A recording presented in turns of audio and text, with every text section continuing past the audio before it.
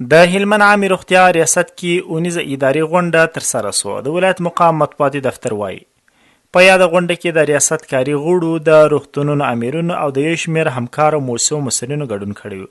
غونډه د قرآن عظیم الشان د څو مبارکو آیتونو په تلاوت سره پیل سوه. ورپسې د عامې روغتیا رئیس ګډونوالو ته د دې ریاست د لاسته راوړنو، شته ستونزو، د روغتیایي خدماتو د کیفیت لوړولو، عامه پوهاوي پراختیا او خلکو ته د روغتیایي اسانتیاوو د لاسه کولو په اړه هر اړخیزې خبرې وسوې. نوموړي وویل چې تېره اونۍ په یو شمېر ولسوالیو کې د شدیدو بارانونو او سیلابونو له امله لارې او کورونه ویجاړ سوي، چې له امله په ځینو روغتیایي مراکزو کې خدمات ټکني سوي دي. هغه د ټولو مؤسسو له مسؤلینو وغوښتل چې خپلو اړوند روغتیایي مراکزو ته درمل، طبي تجهیزات او نور اړین توکي پر وخت ورسوي. همدارنګه دې د بیړني پیښو د مخنیوي او چمتووالي لپاره لازم تدابیر ونیول سي.